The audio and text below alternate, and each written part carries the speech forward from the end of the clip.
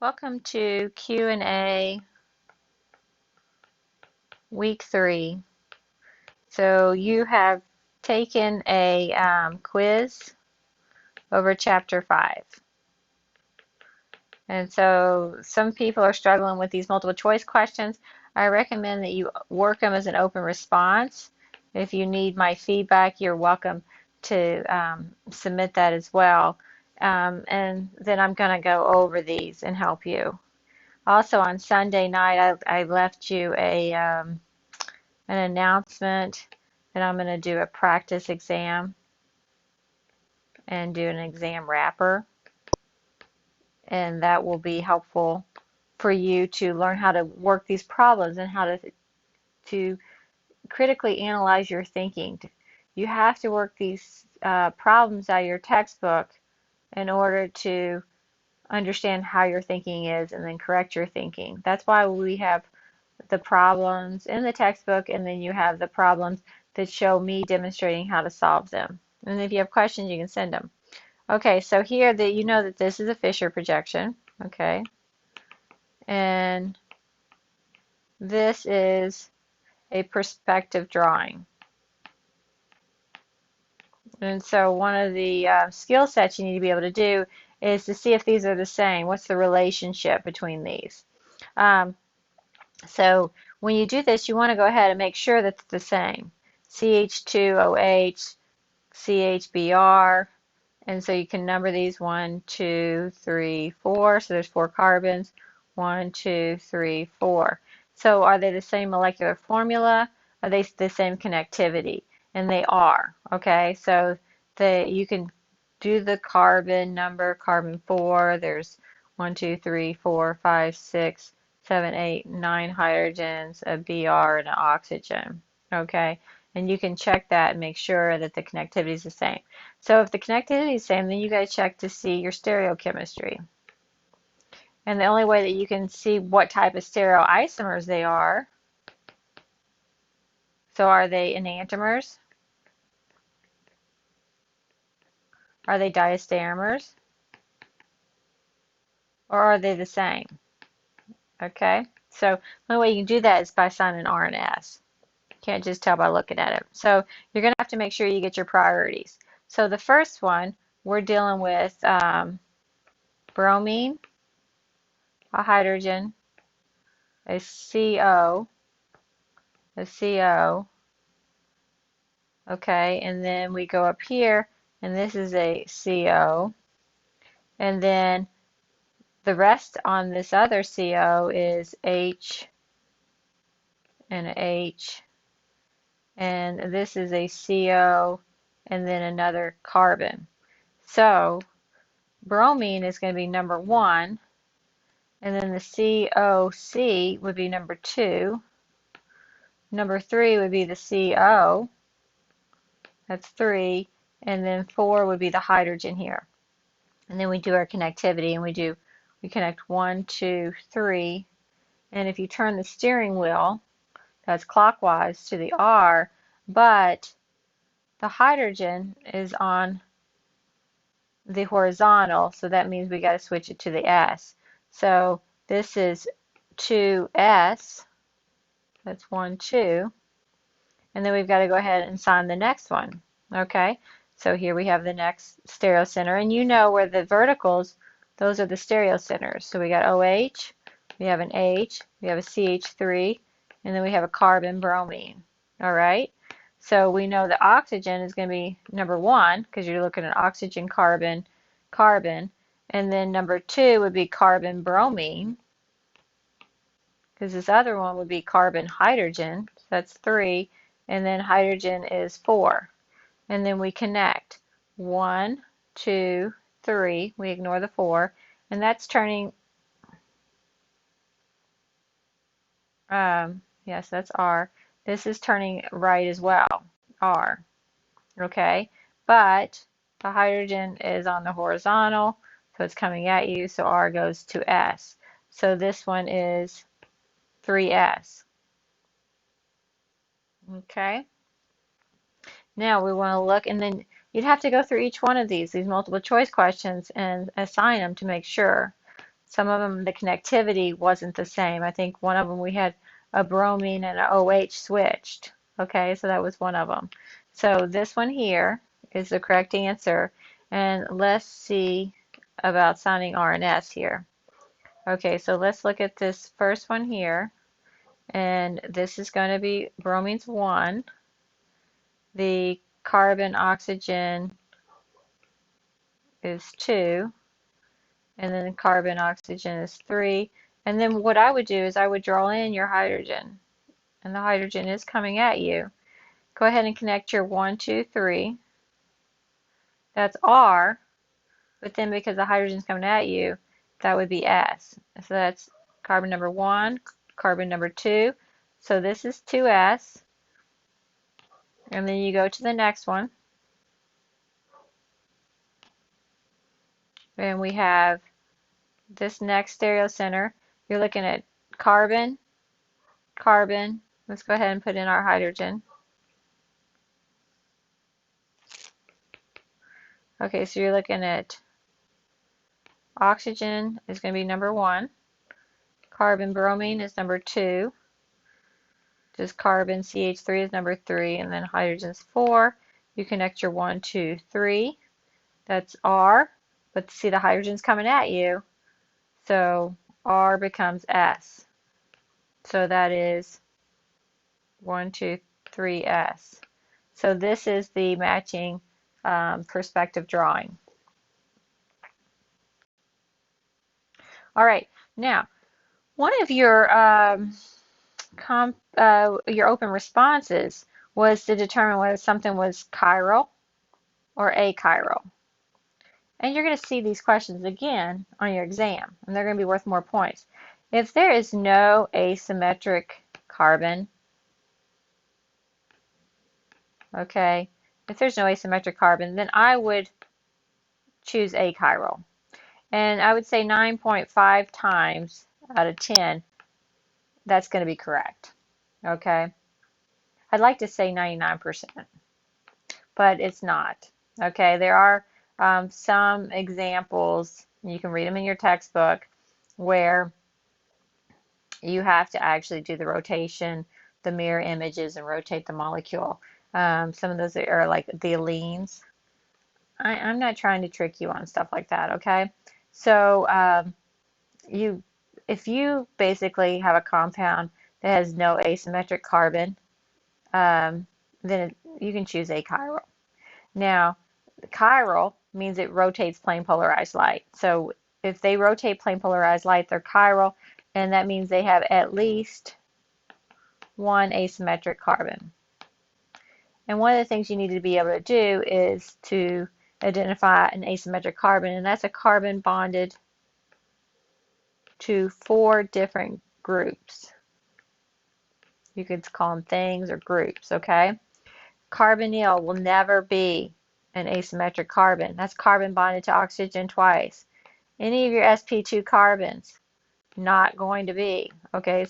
So some people chose these carbons as asymmetric carbons. That is a carbon bonded to the same thing twice. That's an sp2 carbon, never going to be. So you've got to find either a carbon that's an sp3 that has no hydrogens, or a carbon with 1 hydrogen. These are the only ones that are going to be your asymmetric carbons. So the first one, well, okay, let's look at this. This is a methine.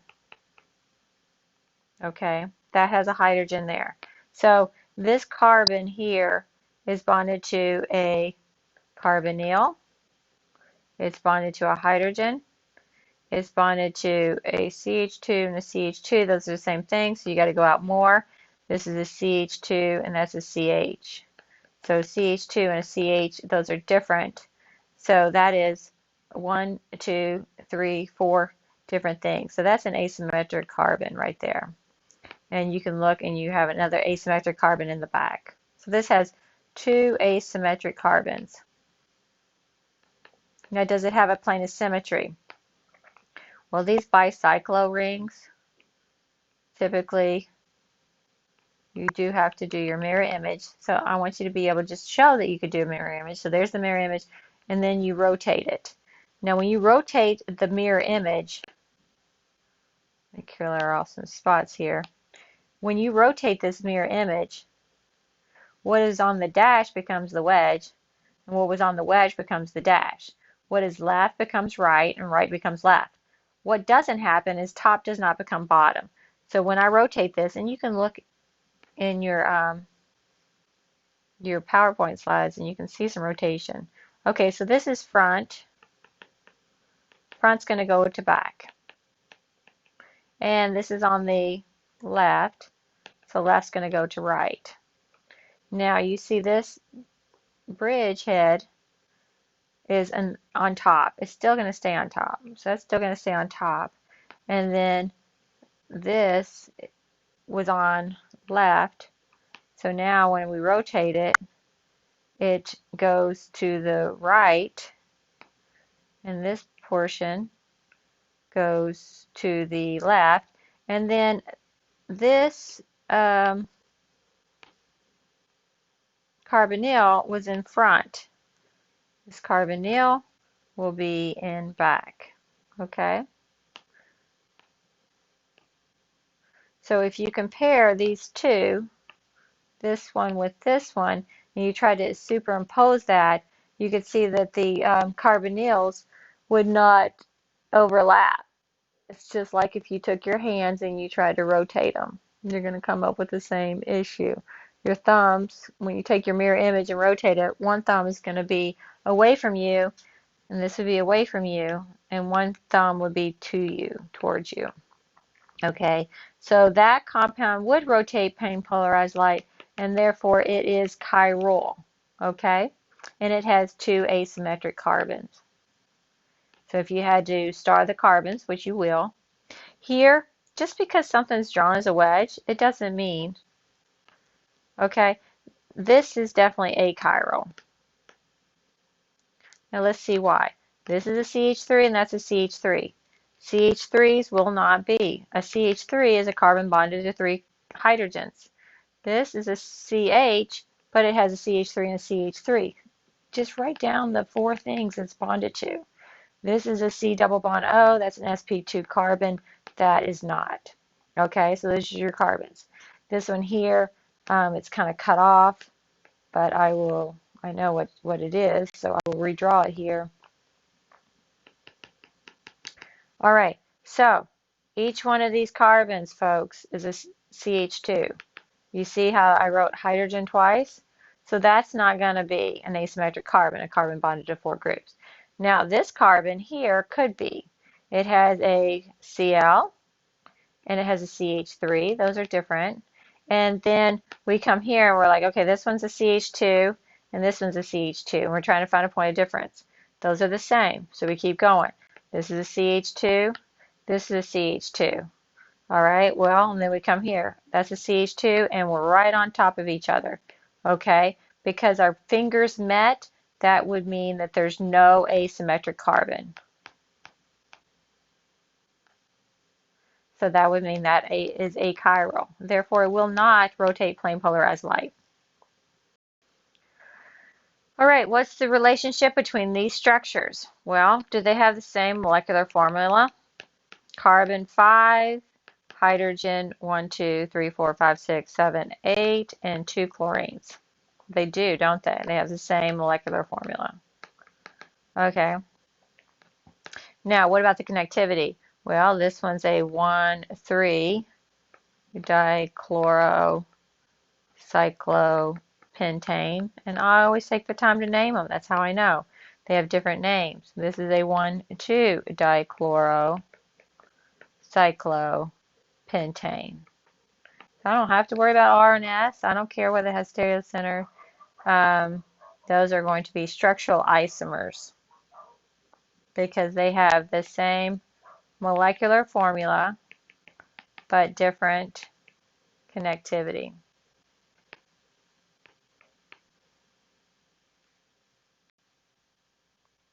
Okay, what is the correct configuration of stereocenter in the following compound?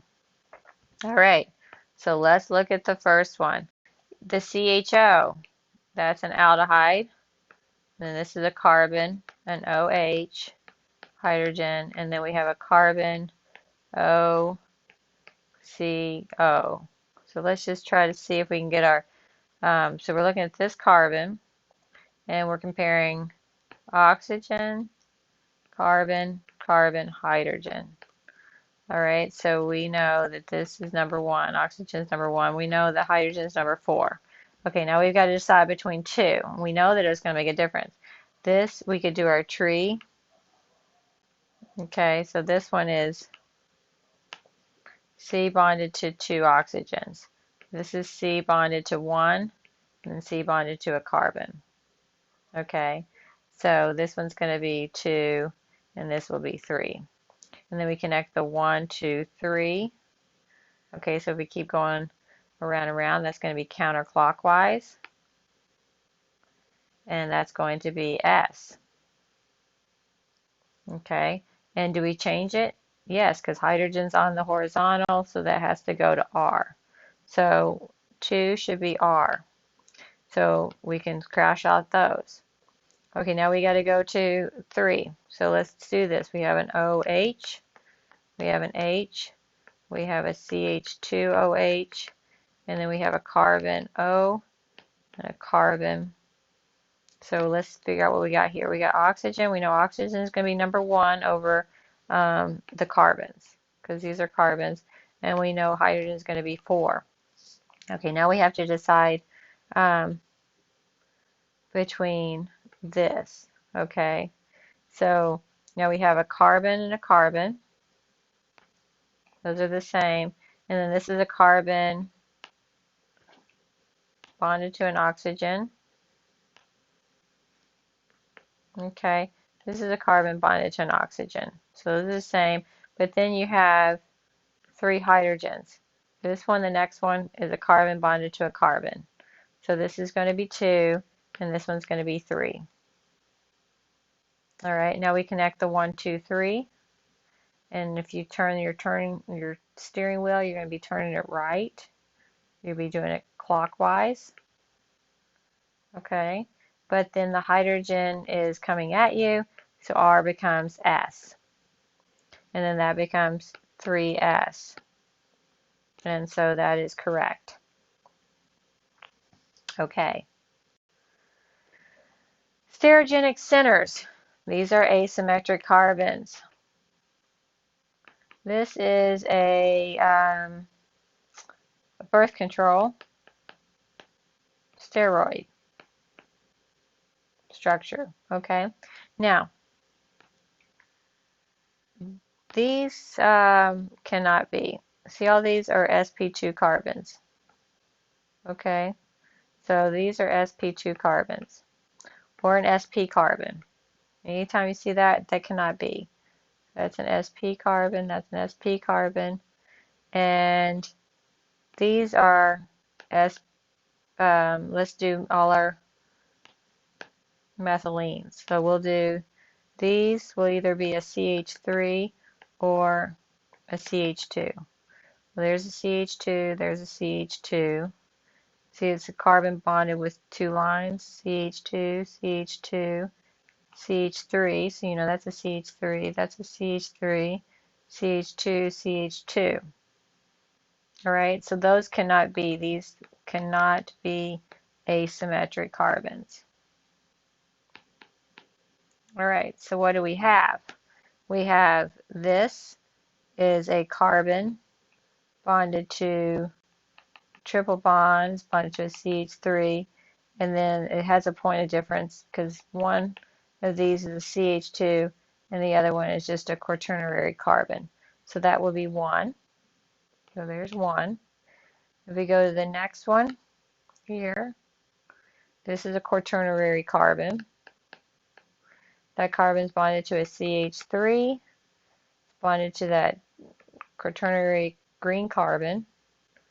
It's bonded to a CH and a CH2. So that's definitely 1. You can go here. This is a CH, so it's bonded to an H, and then it's bonded to another methine, CH. It's bonded to a CH2, and then it's bonded to a quaternary carbon. So we can add that one on there. Let's go to the next one here. This is a CH, and then it's bonded to a CH2. It's bonded to a CH, and it's bonded to another CH that's different. So that's another one. Then we can go here, and this is a CH. It's bonded to an H. It's also bonded to that CH2 there. It's bonded to the other stereo center, and then it's bonded to a CH2. Okay, so that would definitely be another one. Okay, so did we find all the carbons? Did we look at them all? 1, 2, 3, 4, 5. 5 stereogenic carbons. This would definitely be a chiral molecule. It would rotate plane polarized light. All right, so this is a POGL exercise, I believe. And so now this is chapter 4. And this is kind of getting you into writing free radical mechanisms. You want to write a mechanism.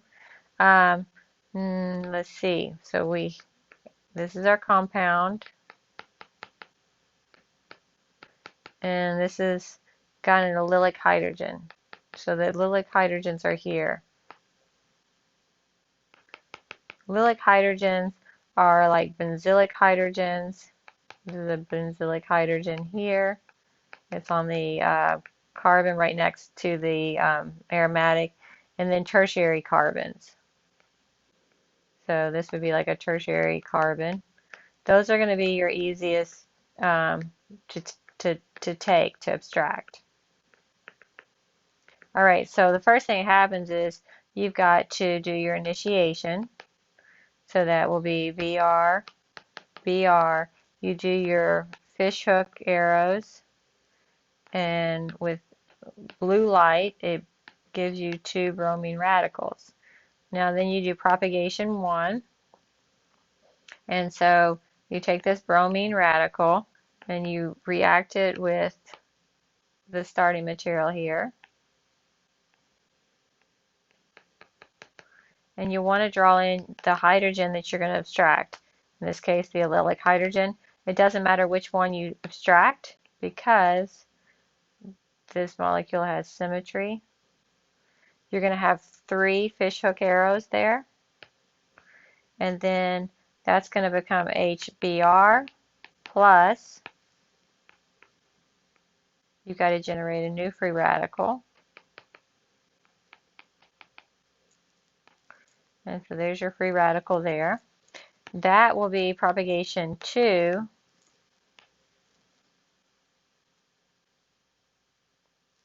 where you redraw your free radical. And it's got to regenerate a new free radical. That's what propagation means. So this will come here. Needs 2 electrons. So this splits. See, so each propagation step, I have 3 electron flow arrows, and then you get your product.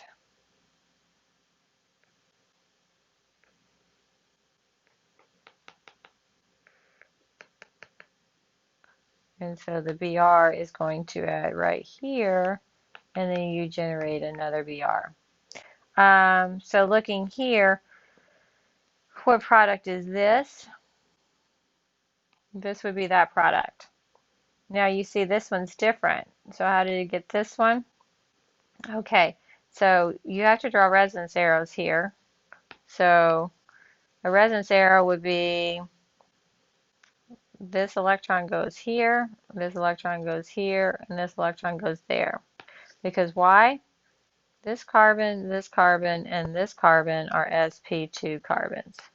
So if you have a free radical, it is an sp2 carbon, and it can participate in resonance. So if you drew this, then this would be your resonance structure. And now that free radical is over here. And then, so another propagation step, you can call this P2 prime if you want, would be this comes here and takes a bromine.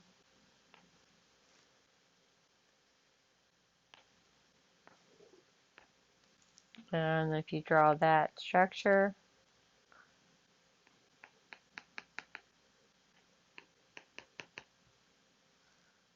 your bromine is going to add here. And then you just get another bromine radical. And that is how you get this compound here. So it's from the resonance. Now, I will tell you that never take from the allylic. Okay, so don't take, oh, not allylic, a vinyl. Okay, let me tell you what not to do. Don't take this hydrogen. Okay, do not do this.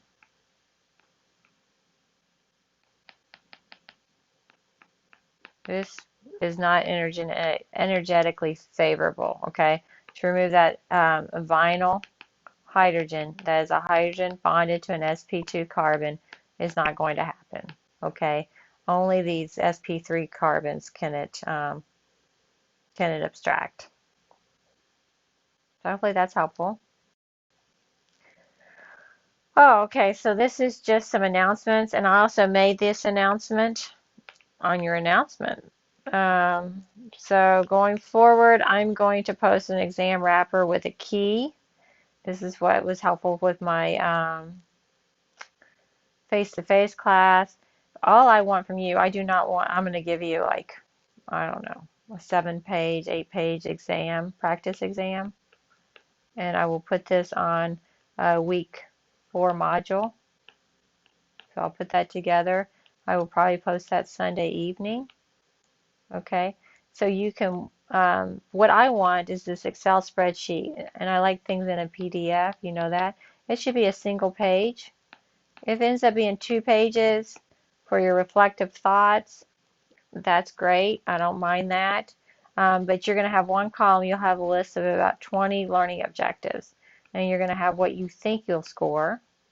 And then I want you to take the timed practice exam, the practice exam, and then I will post a key, and then you will score yours, okay, and you'll put that there, and then we'll compare these two numbers.